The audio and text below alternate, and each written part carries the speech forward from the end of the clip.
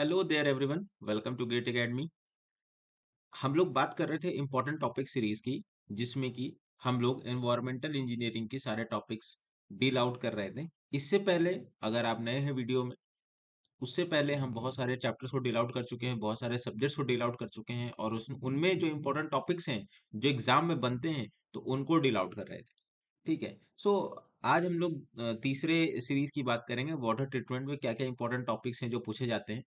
तो आइए देखते हैं कि आगे क्या होता है। Before going into that, we are having a very wonderful course for all of you guys, those who are eagerly preparing for CBT 1 plus CBT 2। अभी भी देर नहीं हुई है, एंड आप लोग चाहे तो कोर्स ले सकते हो, एंड आप लोग कंपेयर करके देख सकते हो कि हमारा कोर्स जो क्वालिटी है और जो कंटेंट है और इसके साथ जो भी हमारे पास ऑथेंटिसिटी मिल रही है, वो वो सबसे अच्छा है इन द कंपेयर मार्केट। ठीक है। तो CBT 1 प्लस CBT 2 का हमारे पास 777 में है। CBT 1 का जो लोग बच्चे CBT 2 की तैयारी कर चुके हैं, एंड CBT 2 में उनको लग रहा है कि मैंने टेक्निकल अच्छे से कवर्ड है, एंड उन्हें लगता है कि वो CBT 1 के लिए ही प्रिपेयर करना चाहते हैं, तो they can by our course eight 499। इसमें जीएसटी इंक्लूसिव है, जीएसटी एक्सक्लूसिव है। ठीक है, जीएसटी मिला के है सब, सब जीएसटी मिला के, मतलब 500 रुपए 499 के अलावा आपको कुछ नहीं देने की एक्स्ट्रा जरूरत है। ठीक है। So be aware of that. 7900 post है। सुनने में आ रहा है 10,000 के आसपास पोस्ट बढ़ेगी, तो होप सो कि for your betterment only. Okay. Now coming to the next topic, those candidates who preparing for GATE 2025, 2026, 2027। आप देख सकते हो कि प्राइस क्या है गेट 2025 का हमारे पास, 2222 में। गेट 2026 का कोर्स हमारे पास 4444 में है। गेट 2027 का कोर्स हमारे पास 6677 में है। जो बच्चे गेट 2026 का कोर्स और गेट 2027 का कोर्स लेंगे, उनको गेट उनको फ्री स्मार्ट कोर्स मिलेगा एंड डोपामीन कोर्स मिलेगा। ठीक है। तो आप लोग इसका भी फायदा बहुत अच्छे से उठा सकते हैं, एंड कॉलेज गोइंग स्टूडेंट्स के लिए इतने एफोर्डेबल अमाउंट में तैयारी करना गेट के लिए इज लाइक अ स्वर्ग ही प्राप्त करने के बराबर है। तो आप लोग को बस पढ़ाई करना है, बाकी तो गेट एकेडमी का साथ है ही, एंड उसके बाद तो आप लोग अच्छे से एक्सेल करोगे ही। तो आरआरबी जेई 2024 और एसएससी जेई 2025 की जो लोग तैयारी कर रहे हैं, वो लोग इस कोर्स का फायदा उठा सकते हैं। दोनों का टर्म 777 है। कैंपस रिक्रूटमेंट ट्रेनिंग होता क्या है कि ये कैंपस रिक्रूटमेंट ट्रेनिंग बहुत लोगों को पता नहीं है क्या है।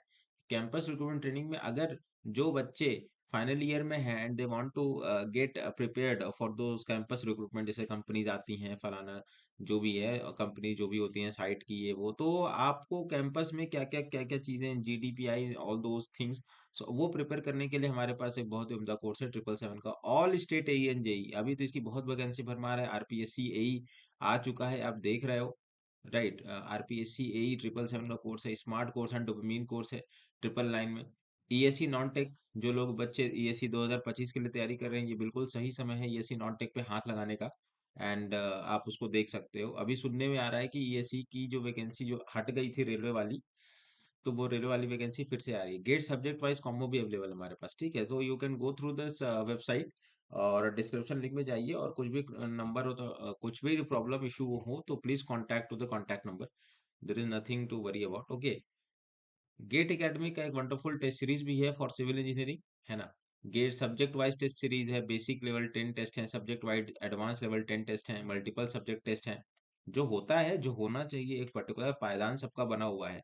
स्टार्टिंग तो सबकी बेसिक से होती है, सबसे लोग बेसिक अल्फाबेट लेटर ए ही सीखते हैं, उसके बाद अल्फाबेट्स बनाते हैं, एलिफेंट, है ना। तो वो सब सारी चीजें हैं। Multiple subject test 10 test, chapter wise test 100 test, full mock, full length mock test 10 test, तो टोटल नंबर ऑफ टेस्ट इसमें हो जाते हैं 140। ये कम टेस्ट नहीं होता। अगर इतना कोई लगा लेगा तो मुझे नहीं लगता है कि, अगर सिंसियरली कोई प्रिपेयर कर रहा है, और मुझे नहीं लगता कि उसको फिर 50 नंबर तो कहीं नहीं गए। अगर जो टेस्ट सीरीज और कौन सा और क्लासेस, और क्या नाम है आपका, क्लासेस, टेस्ट सीरीज और रिवीजन अच्छे से करे, तो और PYQs लगा ले, उसके 50 नंबर कहीं नहीं गए, इतना तो मैं श्योर हूँ। क्यों? और उसके बाद GATE civil PYQ ebook volume 1 है। ठीक है।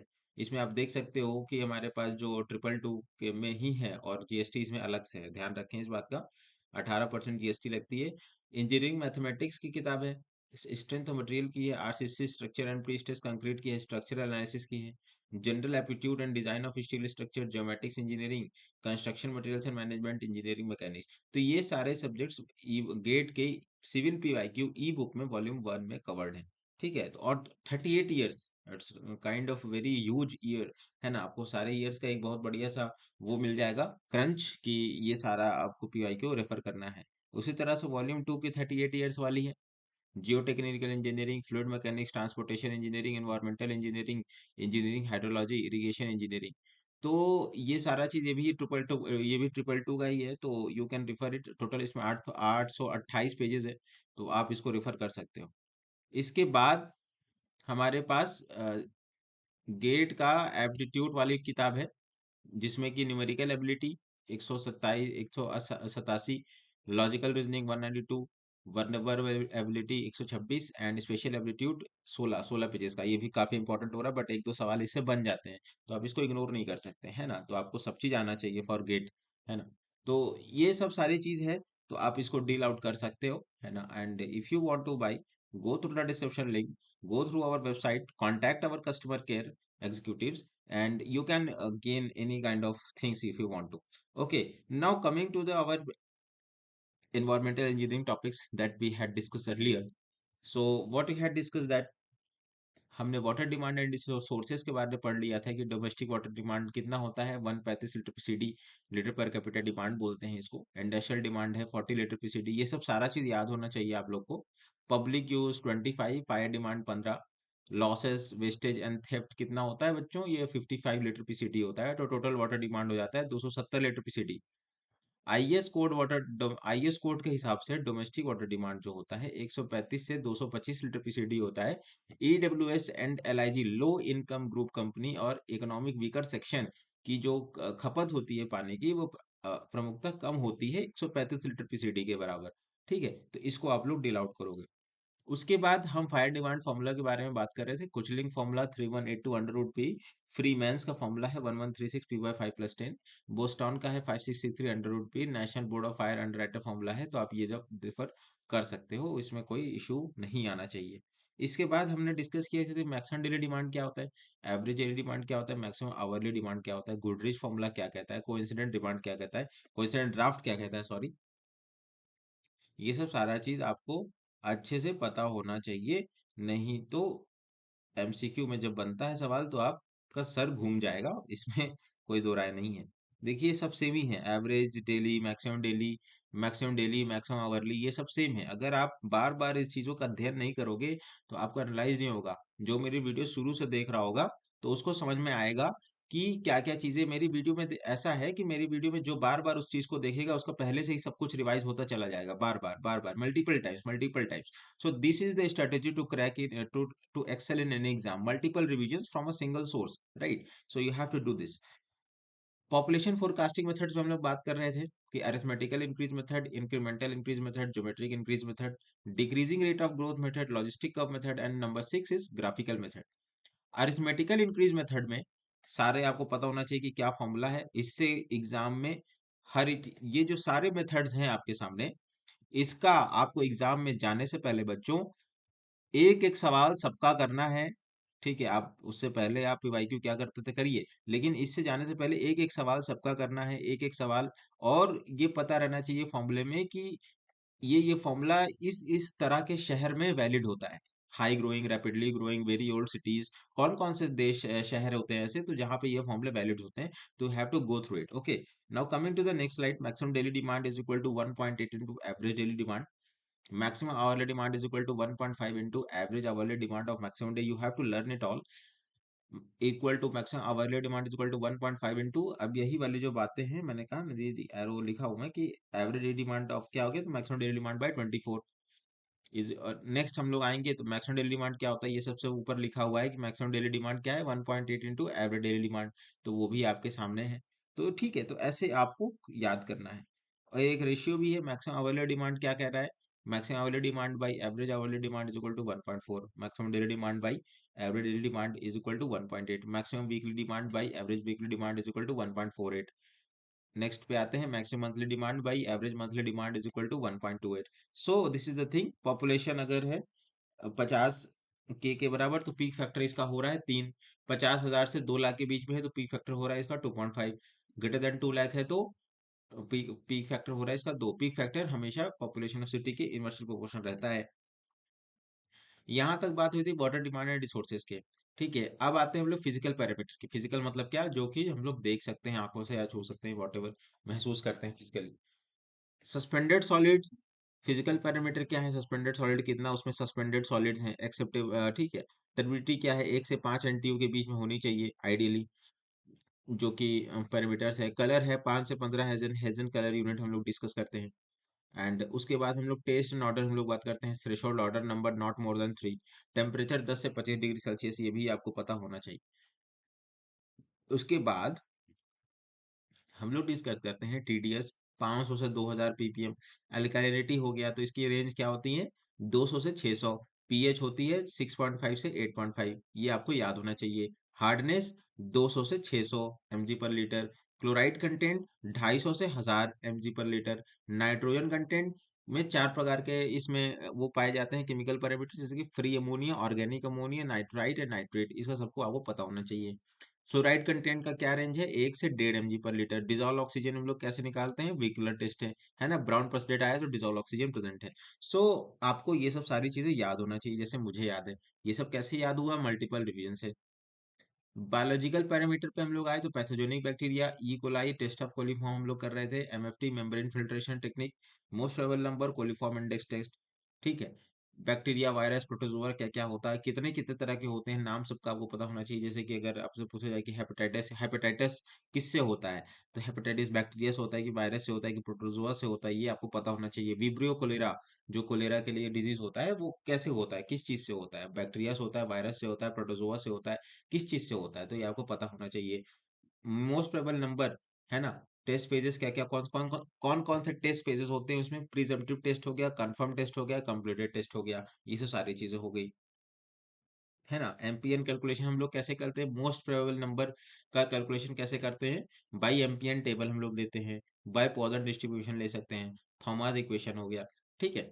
उससे पहले IS 10,500/2012 में सारे आपको ड्रिंकिंग वाटर गाइडलाइंस जो भी होते हैं, और जो IS कोड गाइडलाइंस होते हैं, जो एक पोर्टेबल वाटर में होना चाहिए, और भी क्या क्या फिजिकल और केमिकल पैरामीटर का जो रेंज है, जैसे हमने यहाँ डिस्कस किया ना, 500 से 2000, तो ये सब सारा वैल्यू इसी कोड से आया है। IS 10,500/2012। हजार्डियस मेटल क्या क्या आते हैं, कितने कितना परमिट है ना, तो वो सब सारी चीजें देखना पड़ता है। अब हम लोग अगले उस पे बात करेंगे कि अब हम लोग किस पे बात करेंगे, अब हम लोग धीरे धीरे वाटर ट्रीटमेंट यूनिट की तरफ बढ़ेंगे।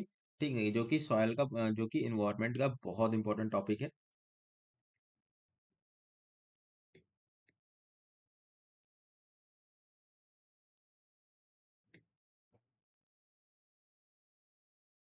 वाटर ट्रीटमेंट यूनिट के बारे में हम लोग पढ़ेंगे, जिसमें कि हम लोग कैसे पानी प्योरीफाई कर रहे हैं, ठीक है, उसको पीने योग्य कैसे बना रहे हैं, या फिर उसको सेफ कैसे बना रहे हैं। तो ये सब सारी चीजें के बारे में हम लोग डिस्कस करेंगे। ये बहुत इंपॉर्टेंट चैप्टर है। ESE में तो इसे भर भर के क्वेश्चन आता है, RRB जेई वगैरह में भी, और जेई और ए में तो बहुत फेमस हो जाता है यहाँ से। अभी तक तो बेसिक बेसिक बात चल रही थी, लेकिन एक बात है कि क्वेश्चन यहाँ से आसान रहेंगे। काइंड ऑफ ज्यादा सवाल नहीं आते हैं, सवाल जहाँ से आएंगे तो वो मैं बताऊंगा आप लोग को कि कहाँ से सवाल आते हैं, राइट। तो इसके कुछ स्टेजेस होते हैं कि उसका फ्लो चार्ट क्या होता है ना।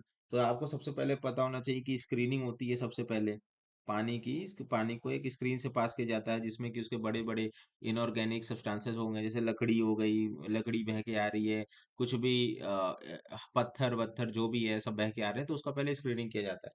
उसके बाद अगर ज्यादा गंदगी रही पानी में, तो हम लोग उसमें प्री क्लोरिनेशन करते हैं।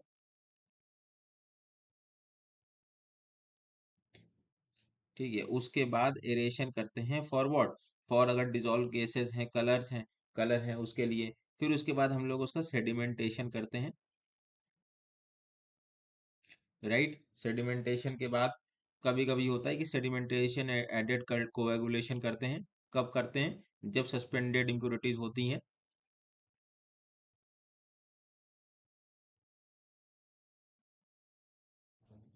ठीक है। सस्पेंडेड एडेड कोएगुलेशन करते हैं, उसके बाद फ्लॉकुलेशन बनता है। कोगुलेशन हो गया, अब कोगुलेशन के बाद एक फ्लॉक बनना चालू हो जाएगा, बड़े बड़े ढोके कह लो, है ना। फ्लॉकुलेशन हो जाएगा, फिर उसका फिल्ट्रेशन होगा। तो ये सब सारा प्रोसेस आप लोग को याद होना चाहिए, डायरेक्ट सवाल पूछ लेता है कभी कभी। ठीक है। डिसइंफेक्शन, हाँ डिसइंफेक्शन करेगा, उसके बाद वाटर सॉफ्टनिंग करेगा।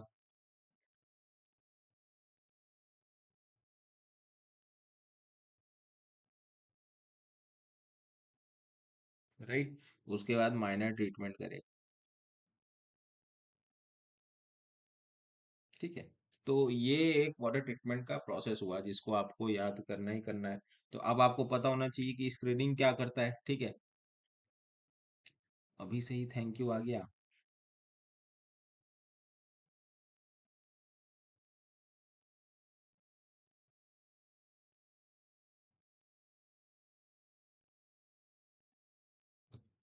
And if you are going through the video and if you find the video suitable, please like। okay, okay, like करोगे तो अच्छा लगेगा मुझे भी थोड़ा सा।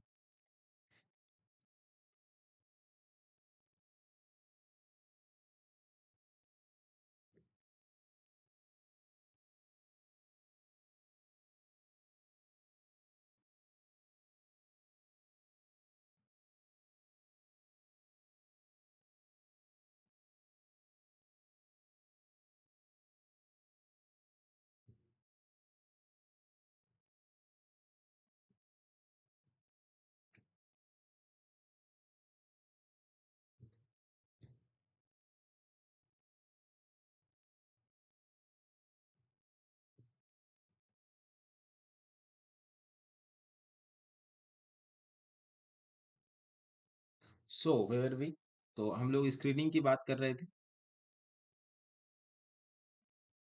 कि स्क्रीनिंग में क्या होता है। स्क्रीनिंग का मतलब एक तरह से स्क्रीनिंग करना है ना, जैसे कि आपका, आप सीबीटी 1 दे रहे हो और सीबीटी 2 में जाओगे तो आप लोग क्या कर रहे हो, आपको एक स्क्रीनिंग से गुजारा जा रहा है। ठीक है। तो वैसे ही यहाँ पे भी होता है।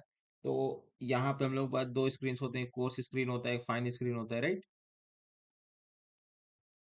कोर्स स्क्रीन और एक फाइन स्क्रीन। कोर्स में हम लोग क्या करते हैं, बड़े बड़े मलबे होता है, क्या है कि पानी जब रिवर वाटर रिवर से आता है तो उसमें बहुत बड़े बड़े चीजें होती हैं, पत्थर हो गया, लकड़ी हो गया, लकड़ी बड़े बड़े पेड़ टूट के आ रहे हैं, तो सब सारा कहाँ जाएगा, वो सबको हम लोग तो अपने ट्रीटमेंट प्लांट पे लाएंगे नहीं, तो उसको पहले ही इरेडिकेट कर देते हैं।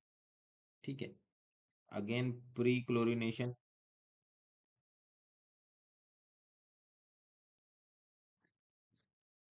प्रिक्लोरिनेशन करते हैं हम लोग। ठीक है। एरेशन हम लोग कर रहे हैं, है ना। तो ये सब सारी चीज आपको पता होना चाहिए कि सेडिमेंटेशन। अच्छा, सेडिमेंट अभी तक हम लोग एरेशन की बात कर रहे थे, है ना, उसके बाद हम लोग एरेशन सेडिमेंटेशन की बात कर रहे थे। तो सेडिमेंटेशन देखिए बहुत इंपॉर्टेंट है। यहाँ से सवाल कुछ कुछ आते हैं, मैं आपको बता देता हूँ कि क्या क्या सवाल आते हैं। आपको पता होना चाहिए कि क्या क्या सवाल आते हैं। तो इसमें जो है क्या करता है सेडिमेंटेशन, सस्पेंडेड सॉलिड्स को रिमूव करता है, राइट। तो जब सेडिमेंटेशन सबसेडिमेंट सॉलिड को रिमूव करता है तो इसके कुछ सारे कंडीशंस होते हैं। एक होता है रेक्टेंगुलर टैंक में यूज करते हैं हम लोग, और एक सर्कुलर टैंक में यूज करते हैं। ठीक है। तो ठीक है, तो आपको पता होना चाहिए कौन कौन सी चीज हम लोग करते हैं। इसमें स्टोक्स लॉ क्या होता है वो आपको पता होना चाहिए।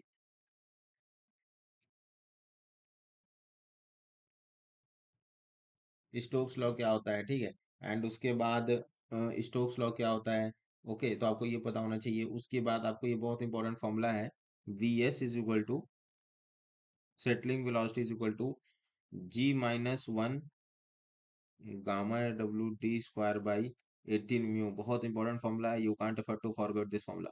ठीक है, 18 म्यू। तो ये आपको सारा चीज पता होना चाहिए कि अच्छा। उसके बाद आपको ये पता होना चाहिए कि डिटेंशन टाइम क्या होता है, L by V F. Okay. L by V F होता है, एच बाई वी एस होता है। ठीक है। तो ये आपको पता होना चाहिए, वी एफ क्या होता है, वी एफ होता है फ्लो वेलोसिटी और ये वी एस होता है settling velocity. Okay, so have to get through it. ये सारी चीज आपको पता होना चाहिए क्या होता है। उसके बाद आपको यही पता होना चाहिए कि यहाँ डी स्क्वायर ये जो वैल्यू है, मतलब बहुत सारे फॉर्मूले होते हैं इसके लिए। आपको आप कोर्स लीजिए और वहाँ पे क्लास करिए तो आपको समझ में आएगा। हर चीज यहाँ बता देंगे तो फिर कोर्स का मतलब ही क्या रह जाएगा। तो सेडिमेंटेशन है, स्टोक्स लॉ है, G-1 gamma W D square by 18 mu.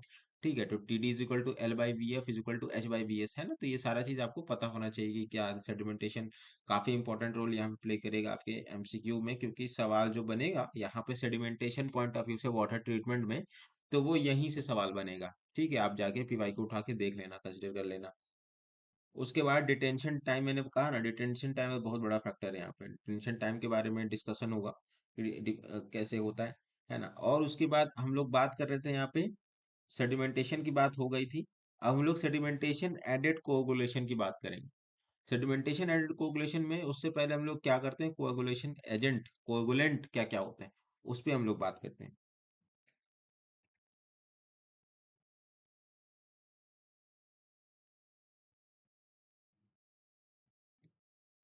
Coagulant क्या हो गया, ठीक है। कोएगुलेंट क्या हो गया, जैसे कि फिटकरी आप लोग देखते होंगे, अगर आपके घर में कुआं होगा या फिर एनी काइंड ऑफ वेल जो भी गंदा है, ठीक है, तो उसको साफ करने के हम लोग क्या करते थे, एलम डालते थे। फिटकरी है ना, फिटकरी डालते थे, एक कोपरास डालते थे।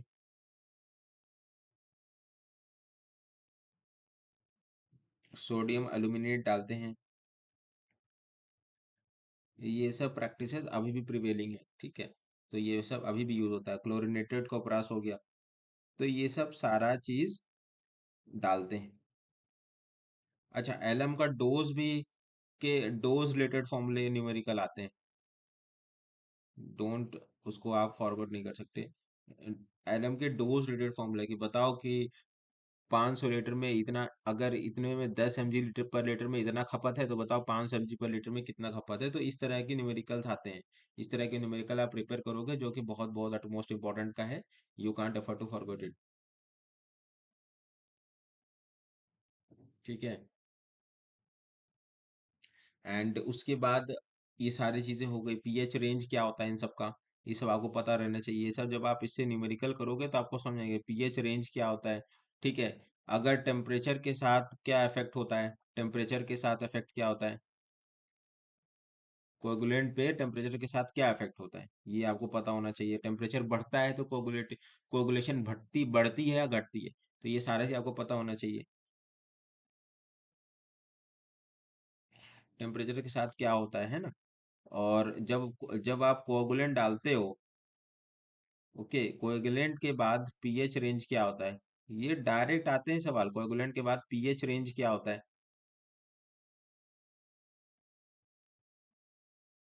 ओके, सो आपको ये सारी चीजें एमसीक्यू यहाँ से बनती है।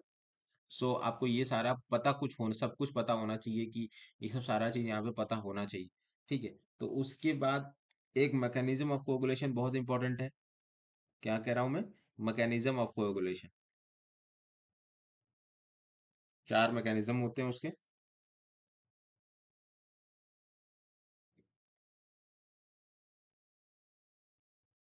मैकेनिज्म ऑफ कोएगुलेशन आपको पता होना चाहिए। फोर तरह, चार तरह के होते हैं, ठीक है। तो इसको आप देखोगे, कंसिडर करोगे, है ना।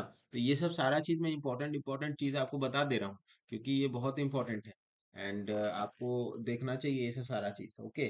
सो उसके बाद हम लोग बात करेंगे कि हमने बात कर लिया सेडिमेंटेशन एडेड कोगुलेशन की, कोगुलेटिंग एजेंट की हमने बात कर ली। ठीक है। तो अभी हमारे पास ये सब सारी चीजें हुई। फील्ड स्क्रीनिंग की हमने बात की, pre chlorination, aeration, sedimentation, sedimentation added coagulation. अब हम लोग बात करेंगे फ्लोकुलेशन की, राइट। तो चलिए इस सेशन में यहीं तक हम लोग रखते हैं। एंड उसके बाद हम लोग आगे की ओर बढ़ेंगे, जिसमें कि ये पूरा वाटर ट्रीटमेंट का जो प्रोसेस है, इसको पूरा खत्म ही कर देंगे इस वाले अगले वाले सेशन में। एंड आई होप कि आप लोग को ये सीरीज पसंद आ रही होगी। And if you are liking this series, then please go through the comment, and if you have any doubts, then please like, comment, and subscribe our channel, so that more updates you can get from this. And okay, till then, goodbye. Making meet you at the next session. Thank you.